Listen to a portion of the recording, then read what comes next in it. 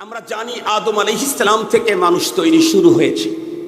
পৃথিবীর সর্বশেষ মানুষ যেটা আসবে, সমস্ত মানুষের মধ্যে সবচাইতে দামি মানুষ হলেন নবী এবং রসুলগণ। কথা বলেন, নবী এবং আবার বলেন পৃথিবীর সবচাইতে সেরা মানুষ কারা? এই এতেকাদ আকীদা অন্তরে বসাইতে না পারলে পরপারে ওই ঈমান নিয়ে গেলে ডিটেক্টরের চেকে ধরা পড়বে। এই আকীদা নিয়ে যেতে হবে, তাহলে চেকে আর ডিস্টার্ব হবে না। সমস্ত নবীগণ মাসুম। কথা বলেন, সমস্ত নবীগণ নবুয়াতের আগে পরে কখনোই কোনো নবীকে দিয়ে আল্লাহ তাআলা গুনাহ হতে দেন নাই। আল্লাহ নিজ হাতে তাদেরকে 100 মিয়াওয়া জিয়াদা তাদেরকে সেফটি দিয়েছেন। পৃথিবীর নবী রাসূলদের পরে পৃথিবীর সবচাইতে উন্নত মানের মানুষ হলেন রফিকুল গার সিদ্দিক আকবর রাদিয়াল্লাহু তাআলা। এই পৃথিবীতে নবী রাসূলদের পরে সিদ্দিক রাদিয়াল্লাহু আনহুর চাইতে দামি মানুষ তামাম দুনিয়াতে আর ওয়ান পিসও নাই। কি পরিমাণে দামি এটা বলবার সুযোগ নাই, অনেক শুনেছেন। আজকে পরের কথা শুনেন। সিদ্দিক আকবর রাদিয়াল্লাহু তাআলা আনহু এক যুদ্ধে গেছেন, যুদ্ধ করবার জন্য। মুসলমান, ওনার সন্তান তখন অমুসলিম, উনি গেছেন মুসলমানদের বিপক্ষে যুদ্ধ করবার জন্য। একটা পর্যায়ে যুদ্ধ চলতেছে, ঘুমসান ভয়ঙ্কর যুদ্ধ। যুদ্ধ চলতে চলতে অনেক মোটামুটি এদিক ওদিকে মারামারি হলো, যুদ্ধ শেষ হয়ে গেল। রব্বুল আলামিন সিদ্দিক আকবর রাদিয়াল্লাহু তাআলা আনহুর সন্তানের কপাল খুলে দিলেন, উনি কালেমা পড়ে ইসলামের সুশীতল ছায়াতলে চলে এলেন। এখন আর পিতার পুত্র দুই গ্রুপে নাই, এক দলেই, হিজবুল্লাহ। বাবা ছেলে একদিন বসে বাবার সাথে আন্তরিকতা হৃদ্যতা গল্প করতেছে। এর মধ্যেই সিদ্দিক আকবর রাদিয়াল্লাহু তাআলা ছেলে চিন্তা করলেন, আমি যে বাবাকে কি পরিমাণে ভালোবাসি এটা বাবাকে একটু বুঝাই, তাহলে বাবার মোহাব্বত আমার প্রতি বেড়ে যাবে, আমার নসিব খুলে যাবে। তো উনি বলতেছিলেন, আব্বু অমুক যুদ্ধের কথা আপনার মনে আছে নাকি? কোন যুদ্ধ? ওই যে অমুক যুদ্ধ, আপনিও গিয়েছিলেন সেখানে যোদ্ধা হিসাবে, আমিও গিয়েছিলাম, কিন্তু বাবা ছেলে এক পক্ষে ছিলাম না, দুইজন দুই পক্ষে ছিলাম। আপনি মুসলমানদের পক্ষে ছিলেন, আমি ছিলাম মুসলমানদের বিপক্ষে। আব্বু জানেন কি আপনি কি? ওই যুদ্ধে যুদ্ধ করতে করতে করতে করতে একটা স্কোপ আমি এমন পেয়ে গিয়েছিলাম, অলরেডি আপনাকে হত্যা করবার জন্য আমার তরবারিকে আমি উঁচু করেছিলাম।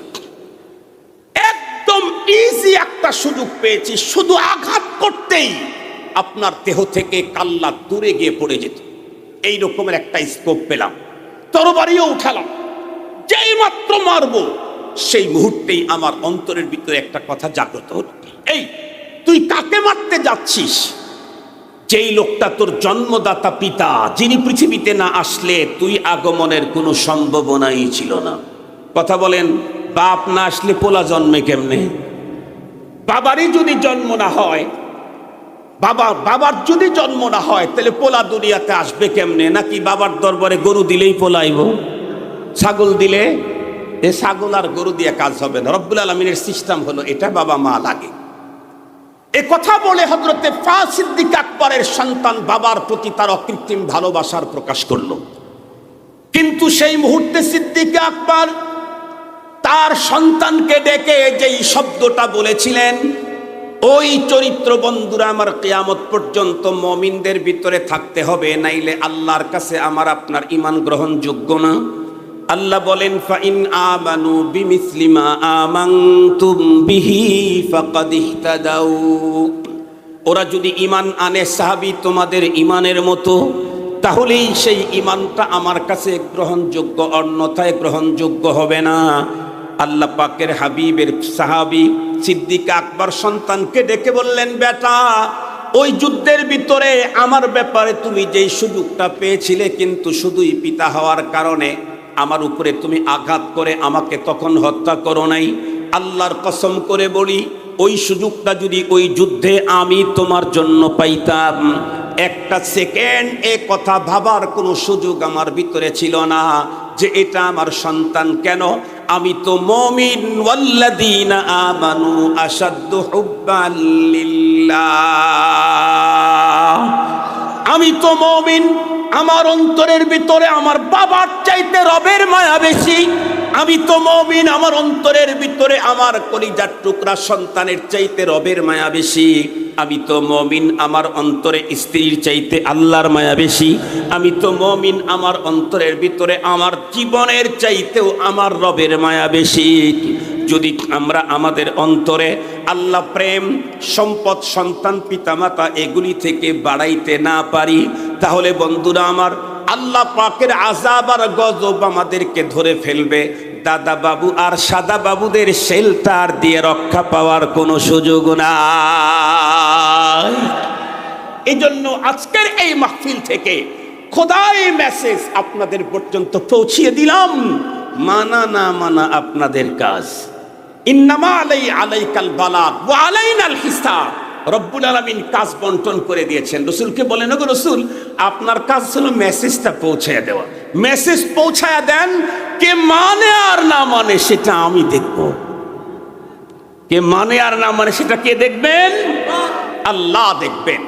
আজকের আলোচনা থেকে যে মেসেজটুকুন আপনাদেরকে দিলাম সেটি হলো, এই বাংলাদেশকে ভূমিকম্প, ভূমিধসের ঝুঁকি থেকে রক্ষা করতে চাইলে, আল্লাহ পাকের আযাব গজব থেকে নিরাপদে থাকতে চাইলে, ঘূর্ণিঝড় জলোচ্ছ্বাস থেকে নিজেদেরকে নিরাপত্তায় রাখতে চাইলে, জালেমের শাসন থেকে নিজেদেরকে মুক্ত রাখতে চাইলে, অন্তরে খোদা প্রেম বাড়ানো ছাড়া বিকল্প কোনো পথ নাই।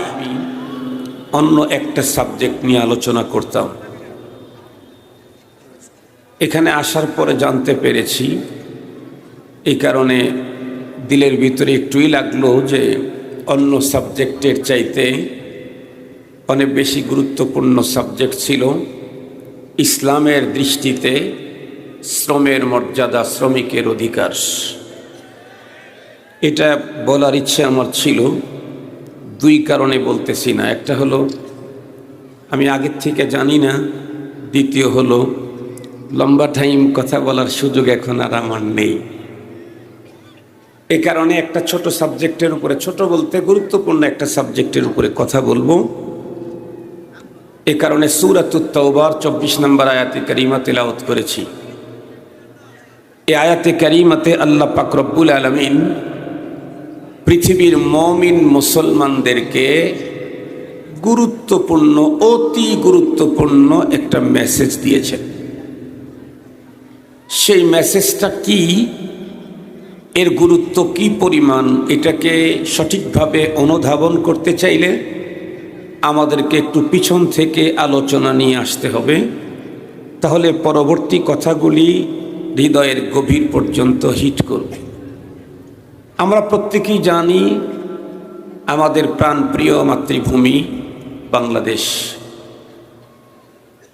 আসলে একটা জাতি স্বাধীনতা কত বড় নেয়ামত, এটা বুঝতে চাইলে কিছুদিন পরাধীনতার জিঞ্জিরে থাকতে হয়। আমরা তো কখনো পরাধীনতার জিঞ্জিরে ছিলাম না। যেমন আমি অতীতেও অনেক মাহফিলে বলেছি, কারণ বিগত সময়ে স্বাধীনতার পক্ষে বিপক্ষের একটা স্লোগান বেশি উঠানো হতো। এ কারণে আমি মাঝে মাঝে মাহফিলে বলতাম যে আমাকে নিয়ে তো কোনো ঝামেলা নেই, কারণ আমার জন্ম হলো স্বাধীনতার পরে। সঙ্গত কারণে আমি মুক্তিযোদ্ধা হওয়ার যেমন সুযোগ নাই, রাজাকার হওয়ারও কোনো সম্ভাবনা নেই। কারণ আমার জন্ম হয়েছে দেশ স্বাধীনের পরে। এ কারণে আমি মুক্তিযোদ্ধাও হতে পারি নাই, রাজাকার হওয়ার সম্ভাবনাও নাই।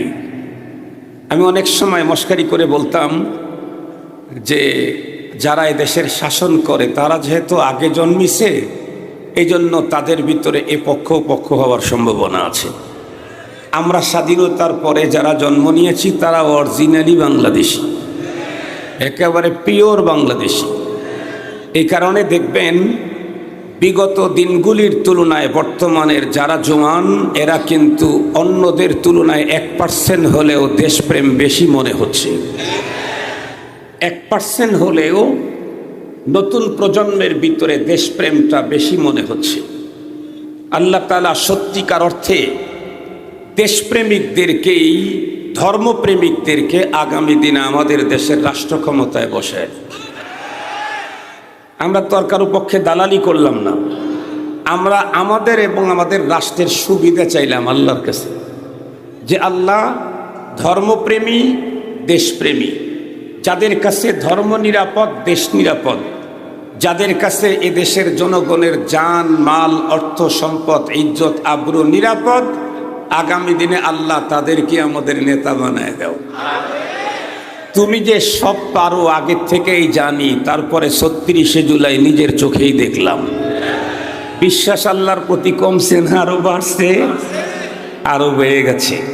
সেই বিশ্বাসের জায়গা থেকেই আল্লাহ পাকের কাছে আমাদের আবেদন। মুহতারাম হাজরিন, স্বাধীনতা আল্লাহ পাকের অনেক বড় নেয়ামত।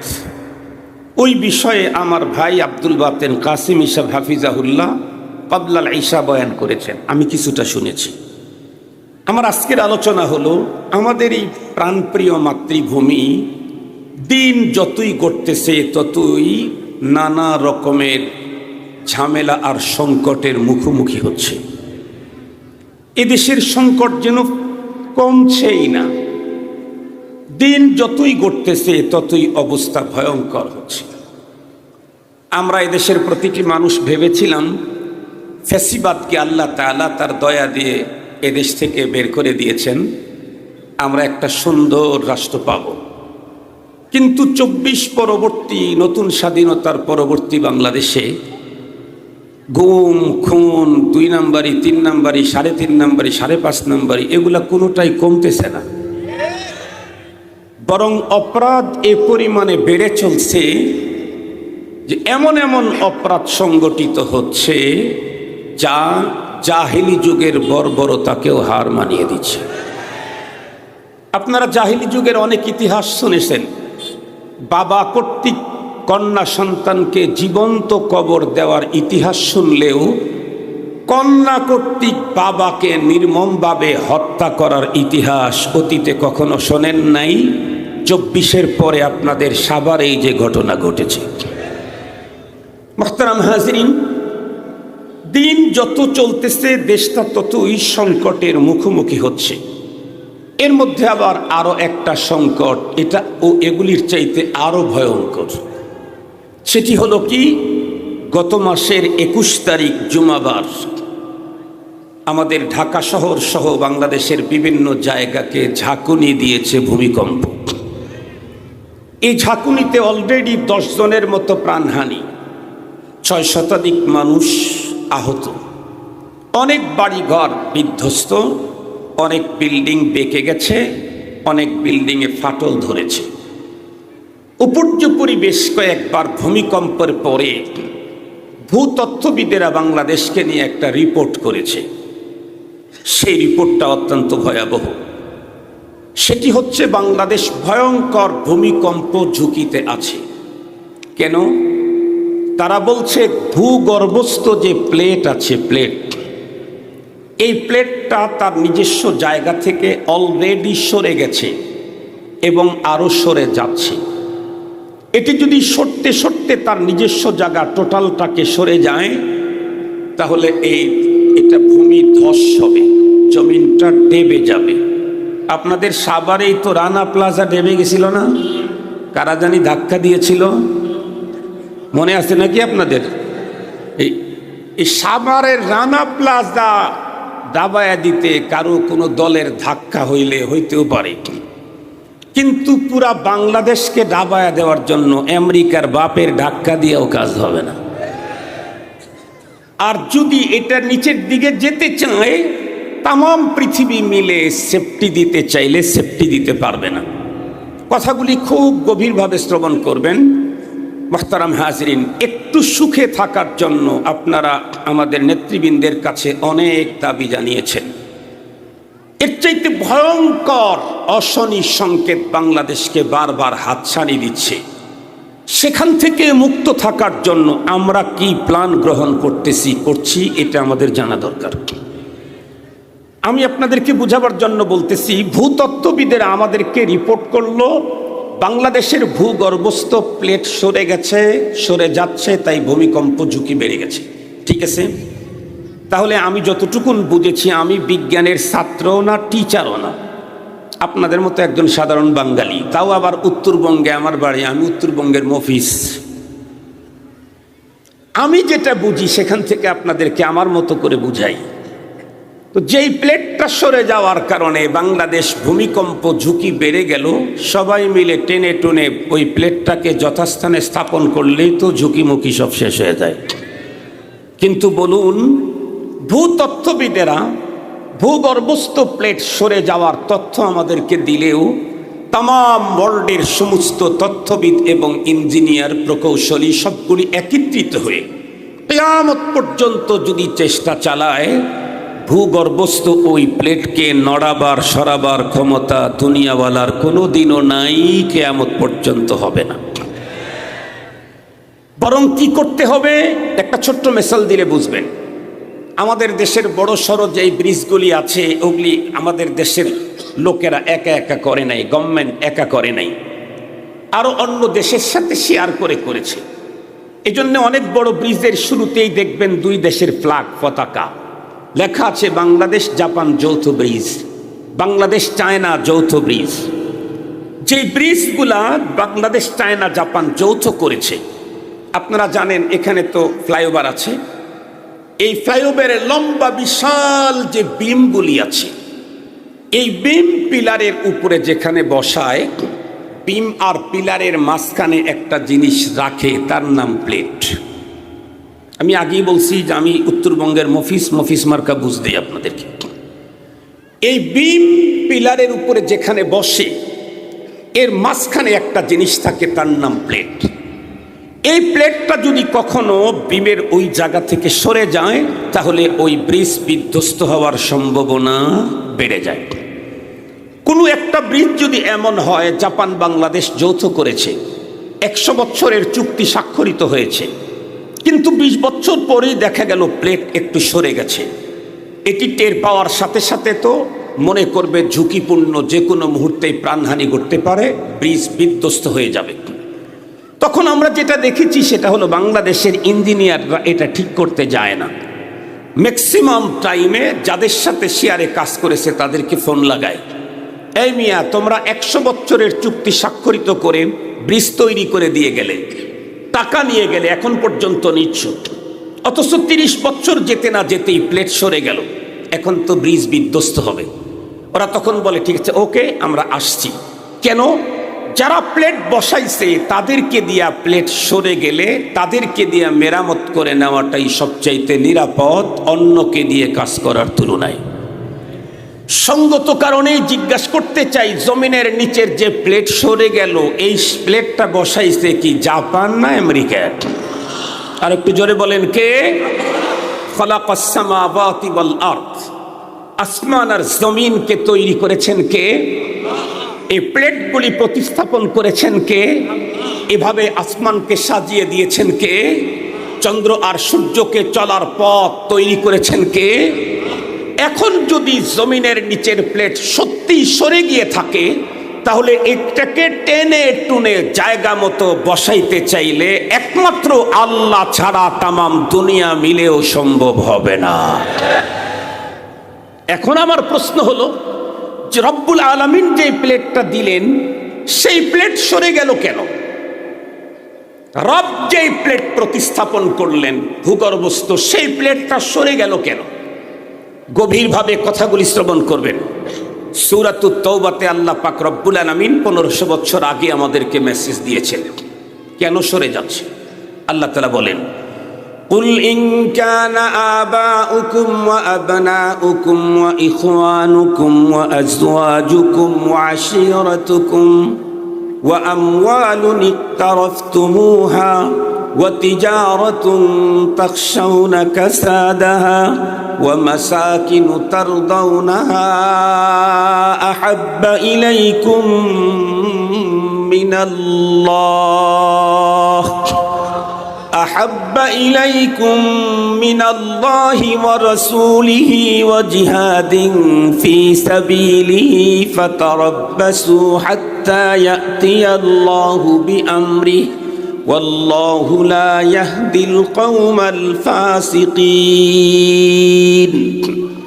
সূরাতুত তাওবা 24 নম্বর আয়াতে কারিমাতে আল্লাহ তার প্রিয় হাবিবকে ডেকে বললেন, কুল, ওগো আমার পয়গম্বর, এই মেসেজটা আপনি পৃথিবীর মুমিন মুসলমানদেরকে দেন। এই মেসেজটা পৃথিবীর মুমিন মুসলমানদেরকে মেসেজটা দেন। কি?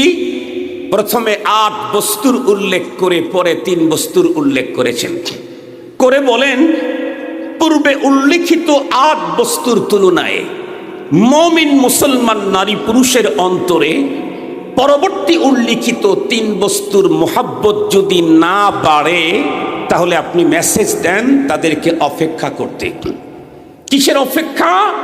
জমিনের নিচের প্লেট সরে যাবে, ভূমিকম্প হবে, ভূমিধস হবে, জলোচ্ছ্বাস হবে, টর্নেডো হবে, বিগত সময়ের স্বৈরাচারের মতো জালেম তোমাদের মাথার উপরে চেপে বসবে। আল্লাহ বলেন, অপেক্ষা করতে বলো আমার আযাবের। আমি যা বলছি সবগুলি আল্লাহ পাকের পক্ষ থেকে আযাব। কোন 8 বস্তুর তুলনায় কোন 3 বস্তুর মায়া আমাদের অন্তরে বেশি হলে তাহলে আযাব আসবে না, জমিনের নিচের প্লেট সরে যাবে না।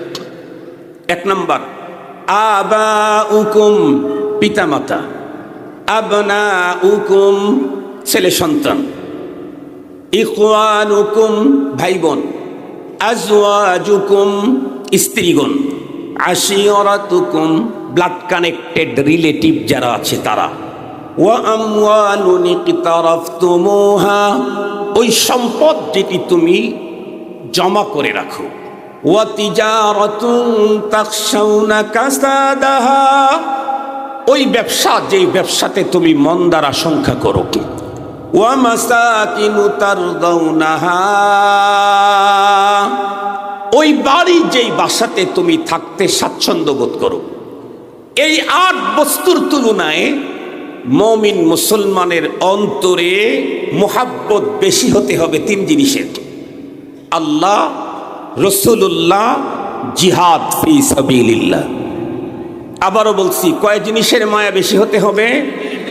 1 নাম্বার, 2 নাম্বার, 3 নাম্বার, জিহাদ ফি সাবিলিল্লাহ। এবারে আসেন, বিগত যেই সরকার লম্বা টাইম পর্যন্ত ছিল তারাও মুসলিম এবং ইসলামের এত বড় খেদমত করছে, তাদের একেবারে ছোট নেতা থেকে শুরু করে বড় নেতা পর্যন্ত বলতো পৃথিবীর ইতিহাসে একসঙ্গে 500টা মডেল মসজিদ করার ইতিহাস কোনো রাজা বাদশার নাই, এটা উনি করে গেছেন। ঠিক আছে, আমরা মেনে নিলাম, সবগুলা হয় নাই, মোটামুটি অনেকগুলাই করছে। কিন্তু আল্লাহ তো কোরআনে মেসেজ দিয়েছেন, ইমানদারের অন্তরে যদি 8 বস্তুর তুলনায় 3 বস্তুর মায়া না বাড়ে, তাহলে তাকে আযাবের অপেক্ষা করতে হবে। তার মধ্যে একটা হলো জিহাদ ফি সাবিলিল্লাহ। বলুন তো দেখি, বিগত সময়ে জিহাদের কোনো বক্তব্য দেওয়া মাত্রই জঙ্গিবাদ আর সন্ত্রাসবাদ বলে তাদেরকে অ্যারেস্ট করে যেই পরিমাণে নির্যাতন করা হতো, জিহাদ ফি সাবিলিল্লাহর মায়া তো অন্তরে নাই। যারা জিহাদ ফি সাবিলিল্লাহর মায়া অন্তরে লালন করে তাদেরকেও বরদাস্ত করতে পারে নাই। এ কারণে রবও এই দেশের জন্য তাদেরকে বরদাস্ত করতে পারে নাই। ক্লিয়ার কথা? ক্লিয়ার? কেন সরে যাচ্ছে জমিনের নিচের প্লেট? দাদা বাবু আর সাদা বাবু, দাদা বাবুদের সাথে অতীতের লোকেরা আতাত করেছে, আগামী দিনে সাদা বাবুদের সাথে আতাত করার জন্য পায়তারা করা হচ্ছে। এই স্পষ্ট বার্তা দিতে চাই, দাদা বাবু আর সাদা বাবু তাম দুনিয়া মিলে জমিনের নিচের প্লেট নাড়ানো সরানোর ক্ষমতা কারো নাই। কোন দেশের রাজত্ব করবেন, কোন দেশের এমপি হবেন, কোন দেশের, দেশটাই যদি ভূমিধস হয়, দেশটা সম্পর্কে আপনারা আমাদের চাইতে বেশি জানেন। এখন থেকে 17-18 বছর আগে বিশ্বখ্যাত বিজ্ঞানী নাসা, এই নাসার বিজ্ঞানীদের একটা ব্রাঞ্চ বাংলাদেশকে নিয়ে রিপোর্ট করেছিল। তখন বলেছিল, তখন থেকে 96 বছরের আলটিমেটাম দিয়েছে যে এখন থেকে ৯৬ বছর পরে পৃথিবীর মানচিত্র থেকে বাংলাদেশ হারিয়ে যাবে। কেমনে? তারা বলছে বৈশ্বিক যে প্রবলেম, জলবায়ু পরিবর্তন, এটা যদি ইউটার্ন না নেয়, যেভাবে চলতে আছে সেভাবে যদি চলতেই থাকে, তাহলে এর কারণে টোটাল বাংলাদেশটা ভূমিধস হয়ে এটা পানিতে রূপান্তরিত সমুদ্র হয়ে যাবে, একচুল মাটি খুঁজে পাওয়া যাবে না। সেই সময়ের তাদের তথ্য আর আজকের তথ্যের সাথে অনেক মিল। আজকের ভূতত্ত্ববিদরা আমাদেরকে বলতেছে বাংলাদেশের ভূগর্ভস্থ প্লেট অলরেডি সরে যাচ্ছে। টোটালটাই যদি সরে যায় তাহলে আর এমপির চেয়ার বসাবেন কোথায়? তাহলে মন্ত্রিত্বের পাওয়ার দেখাবেন কোথায়? তাহলে মডেল মসজিদ করবেন কোথায়? তাহলে খানকা তৈরি করবেন কোথায়? তাহলে বক্তব্যের মঞ্চ তৈরি করবেন কোথায়? কথা বলেন না কেন? টোটালটা যদি টোটালটা বিধ্বস্ত হয়, ধসে যদি যায়, সমুদ্রে রূপান্তরিত হয়, তাহলে তো কারো কোনো কিছুই আর করার সুযোগ থাকবে না। মুহতারাম হাজিরিন, এই ভয়ঙ্কর বিপদ আমাদের উপরে আসবে কখন? 1500 বছর আগে আল্লাহ পাক মেসেজ করেছেন তার রসুলের মাধ্যমে, কোরআন নাজিল করে, তোমার অন্তরে আব্বা আম্মার মায়া যদি বেশি হয় আল্লাহর চাইতে, তোমার অন্তরে সন্তানের মায়া যদি বেশি হয় রসুলুল্লাহর চাইতে, আল্লাহর চাইতে, তোমার অন্তরে যদি ভাই বোনের মায়া বেশি হয় আল্লাহ রসুলের চাইতে, তোমার অন্তরে যদি তোমার ব্লাড কানেক্টেডের যারা আছে তাদের মায়া বেশি হয় আল্লাহ রসুল দ্বীনের চাইতে, তোমার অন্তরে যদি স্ত্রীর মায়া বেশি হয় আল্লাহ রসুল জিহাদের চাইতে, তোমার অন্তরে যদি সম্পদের মায়া বেশি হয় আল্লাহ রসুল জিহাদের চাইতে, তোমার অন্তরের ভিতরে যদি ব্যবসার মায়া বেশি হয় আল্লাহ রসুল জিহাদের চাইতে, তোমার অন্তরে যদি তোমার বসবাসের ঘরের মায়া বেশি হয় আল্লাহ রসুল জিহাদের চাইতে, তাহলে অপেক্ষা করো, আযাব আসবে। হয় প্লেট সরে যাবে, না হয় প্লেট নড়ে যাবে, না হয় ভূমিকম্প হবে, না হয় ভূমিধস হবে, না হয় পৃথিবীর মানচিত্র থেকে বাংলাদেশ হারিয়ে যাবে।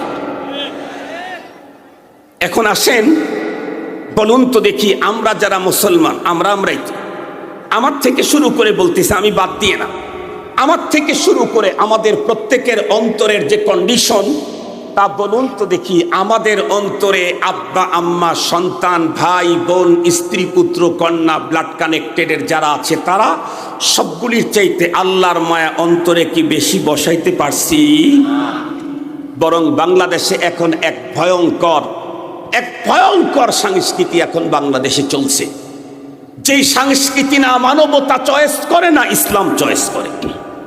সেটি হলো বর্তমান সময়ে মানুষের সবচাইতে বড় সম্পর্ক হচ্ছে ব্লাড কানেক্ট সম্পর্ক।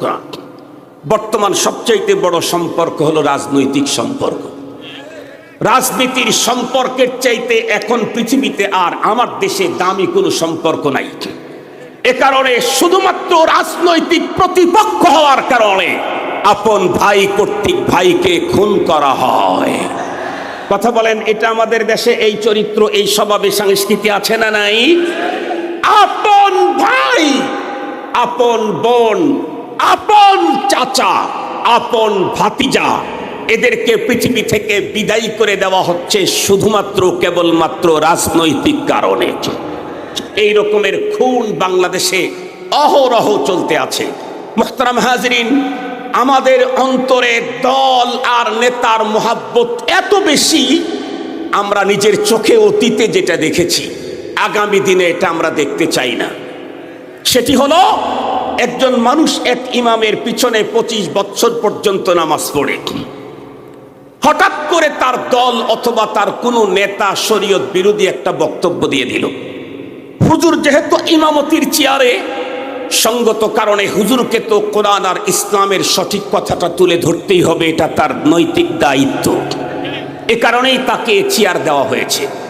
হুজুর যখন মেম্বরে স্টেজে ওই বক্তব্যটা যখন উপস্থাপন করলেন, যেটা তার নেতা অথবা দল উল্টা বলেছিল, সেটা কোরআন আর ইসলাম কি বলে এই কথাটা যখন বললেন, সাথে সাথে মাঝখান থেকে নেতার এবং দলের লোকেরা দাঁড়িয়ে গেল এবং অনেকে তো মাউথপিস পর্যন্ত টান দিয়ে নিয়ে বক্তাকে মারতে উদ্যত হয়েছে, অথচ গভীরভাবে সত্য করে বলেন, হুজুর কি তার নেতার বিরুদ্ধে বলেছে না হুজুর কোরআনের পক্ষে বলেছে?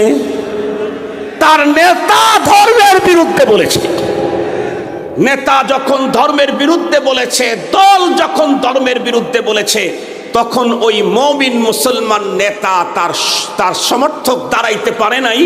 হুজুর যখন কোরআনের পক্ষে বলেছে, যেই কোরআনের পক্ষটা নেতার বিরুদ্ধে চলে গেছে, সাথে সাথে ওই লোকটা দাঁড়িয়েছে। বলেন তো দেখি, ও যদি ইমানদার হয় তাহলে মুনাফিক কোন দুনিয়ায়? বুঝেন নাই আমার কথা? বুঝেন নাই? ওই লোকটাও যদি ইমানদার হয় তাহলে মুনাফিক কোন দুনিয়াতে পাওয়া যাবে?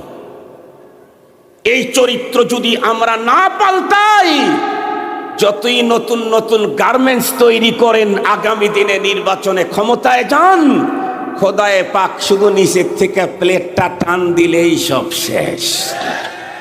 কথা বলেন, আল্লাহ তাআলা জমিনের নিচ থেকে প্লেটটা টান দিলেই, আর এই প্লেটকে টেনে হেসতে নড়ানো সরানোর ক্ষমতা পৃথিবীর কোনো ভূতত্ত্ববিদের আব্বারও নাই, দাদারও ছিল না। আগামী দিনে কেউ এই জাতীয় ক্ষমতা তৈরি করতে পারবে না, কারণ সেটিং দিয়েছেন কে? নড়ানো সরানো টোটাল ক্ষমতা তার হাতে।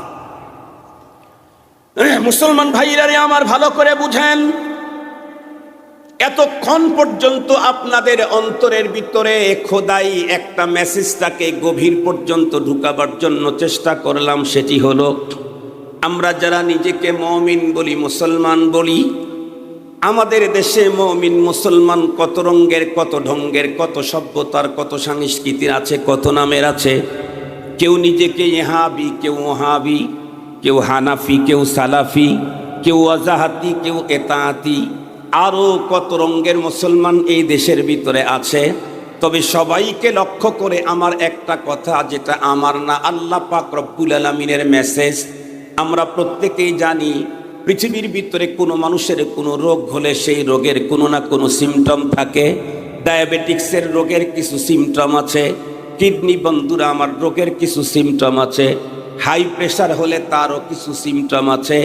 আল্লাহ পাক রব্বুল আলামিন কোরআনে হাকিমের ভিতরে বর্ণনা করেছেন, ঈমানদার যারা তাদেরও কিছু সিমটম আছে।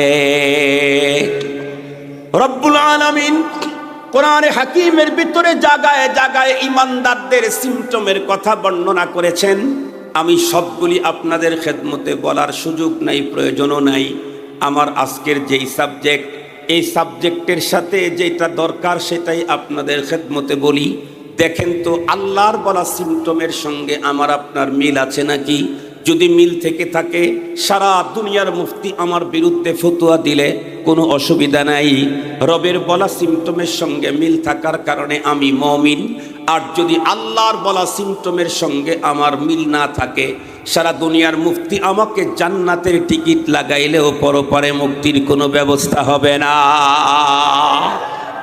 সারা দুনিয়ার মুফতি যদি আমারে জান্নাতের টিকিট লাগায় দেয়, কিন্তু রব ইমানদারের যে সিমটম বলছেন ওইটা যদি আমার ভিতরে না থাকে, আমার ভিতরে আছে না নাই এটা আরেকজন বলতে পারবে না, আমি বলতে পারবো। ইস্তাফতি কলবাক, ইস্তাফতি কলবাক, ইস্তাফতি নাফসাক। তুমি তোমাকে জিজ্ঞেস করো, আমি আমাকে জিজ্ঞেস করব, আপনি আপনাকে জিজ্ঞেস করবেন ইমানদারের সিমটম কি? আল্লাহ বলেন, ওয়াল্লাযীনা আমানু আশাদ্দু হুব্বান লিল্লাহ। ইমানদারের সিমটম হলো, ইমানদারের অন্তরে পৃথিবীর সব কিছুর চাইতে অধিক থাকে আল্লাহর মহব্বত। সব কিছুর চাইতে, গাড়ি বাড়ি, নারী, টাকা পয়সা, চেয়ার পাওয়ার, নিজের জীবন, সন্তান, সম্পদ, সব কিছুর চাইতে ইমানদার যে হবে তার অন্তরে সর্বাধিক মহব্বত হবে কার? আল্লাহ। এ কারণে আল্লাহর প্রশ্নে, রবের প্রশ্নে সে কারো সাথেই রবের প্রশ্নে আপোষ করতে পারে না। বাবার সাথে আপোষ করতে পারে না, বাবা যদি রবের বিরুদ্ধে যায়। সন্তানের সাথে আপোষ করতে পারে না ইমানদার, সন্তান যদি রবের বিরুদ্ধে যায়। স্ত্রীর সাথে আপোষ করতে পারে না ইমানদার, স্ত্রী যদি রবের বিরুদ্ধে যায়। নেতার তো প্রশ্নই আসে না, নেতার তো প্রশ্নই আসে না। যেখানে বাপের সাথে আপোষ করতে পারে না মুমিন, বাপ আল্লাহ বিরোধী হলে, যেখানে সন্তানের সাথে আপোষ করতে পারে না কোনো মুমিন, সন্তান আল্লাহ বিরোধী হলে, জ্বলন্ত প্রমাণ একটা ইতিহাস বলে মূল কথাটা আপনাদের খেদমত উপস্থাপন করে আমার বিদায়ের পালা ইনশাআল্লাহ। মুহতারাম হাজিরিন, আমরা জানি আদম আলাইহিস সালাম থেকে মানুষ তৈরি শুরু হয়েছে। পৃথিবীর সর্বশেষ মানুষ যেটা আসবে, সমস্ত মানুষের মধ্যে সবচাইতে দামি মানুষ হলেন নবী এবং রসুলগণ। কথা বলেন, নবী এবং, আবার বলেন পৃথিবীর সবচাইতে সেরা মানুষ কারা? এই এতেকাদ আকীদা অন্তরে বসাইতে না পারলে পরপারে ওই ঈমান নিয়ে গেলে ডিটেক্টরের চেকে ধরা পড়বে।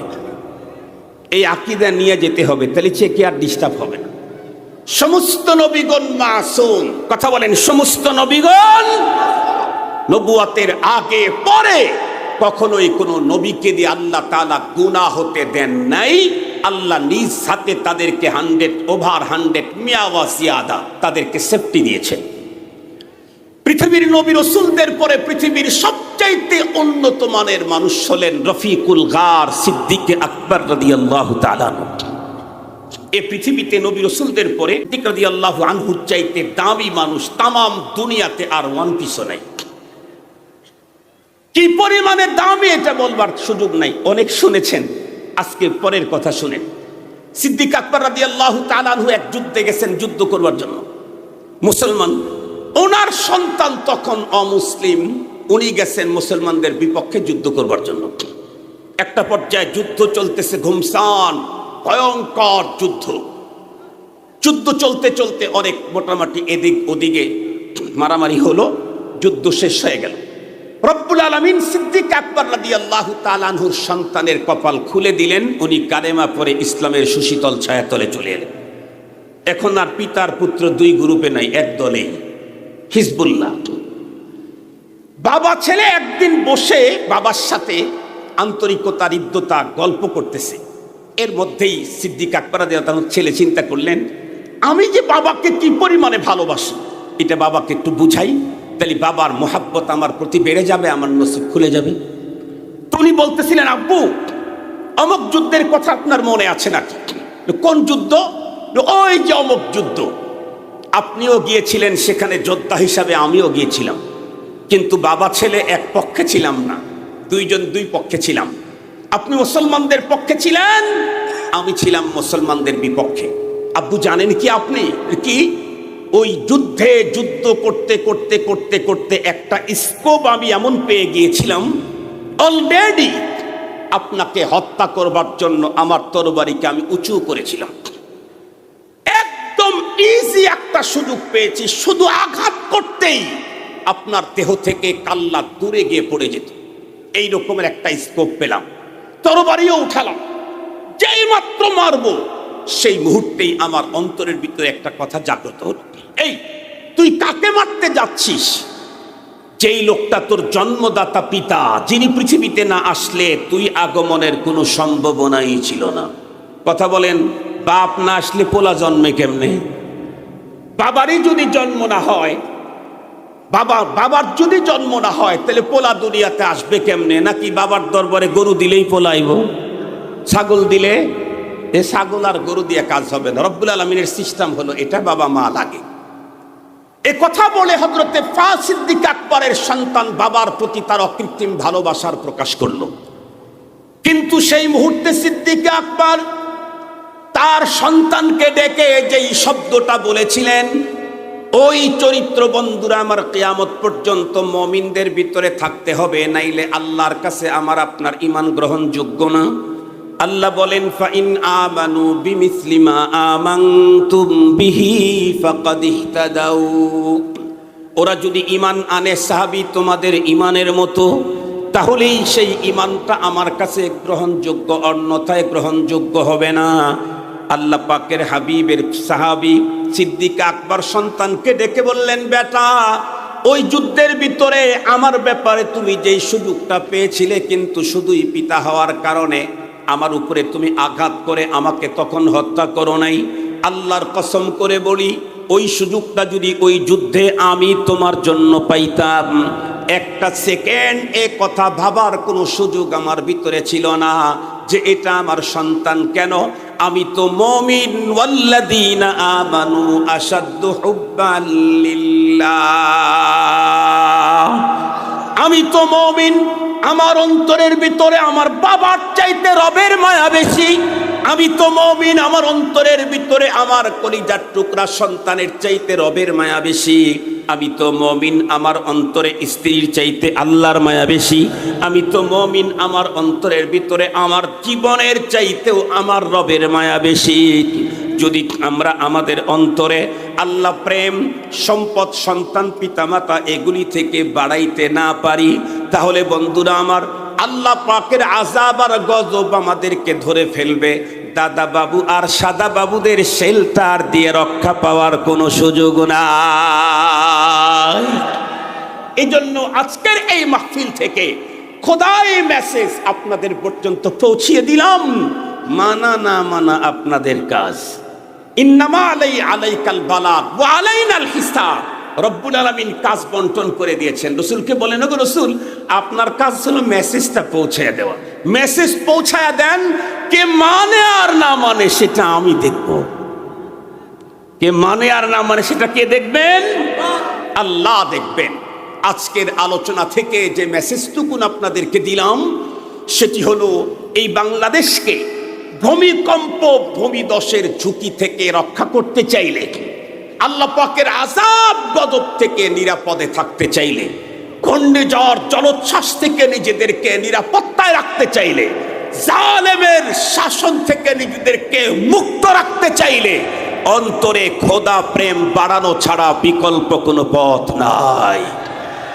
কার মোহাব্বত বাড়াতে হবে? তারপরে কার? রাসূলুল্লাহর। তারপরে কার? জিহাদ ফি সাবিলিল্লাহ। বলেন, জিহাদ ফি সাবিলিল্লাহ। মুহতারাম হাজিরিন, এই তিন জিনিসের মায়া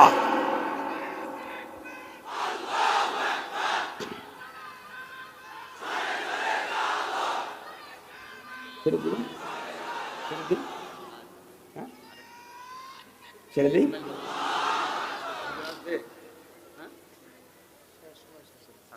আলহামদুলিল্লাহ। মুহতারাম হাজিরিন, এখন কথা হলো, হুজুর অন্তরে তো আল্লাহ প্রেম বাড়াইতে চাই কিন্তু হয় না। কি করলে আল্লাহ প্রেম বাড়ে এটার একটু বলে যান, তাহলে আজকের থেকে আমরা ওইটা করা শুরু করি। ঠিক আছে না ইনশাআল্লাহ?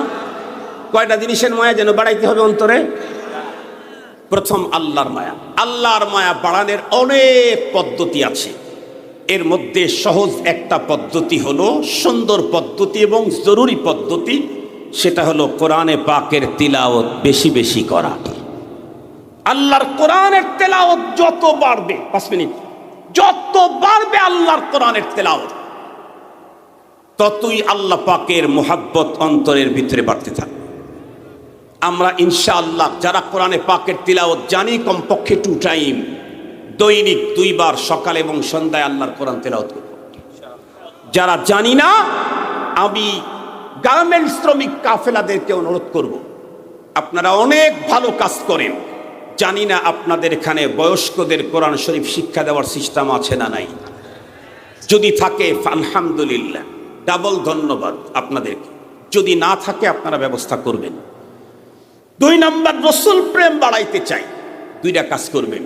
একটা হলো আমরা খাই, ঘুমাই, পথ চলি, পোশাক পরি, যাক যে কাজগুলো আমরা কন্টিনিউ করি, সবাই করে, যেমন ঘুমানো, জাগা, ঘরে ঢোকা, ঘর থেকে বের হওয়া, জুতা পরা, পাঞ্জাবি পরা, ওয়াশরুমে যাওয়া, গোসল করা, বাচ্চা কাচ্চা ভালোবাসা দেওয়া, সব কাজ যেগুলি আমরা করি সেগুলি আমরা আমাদের সিস্টেমে করব না, নবীজির সিস্টেমে করব, মানে সুন্নত মোতাবেক করব।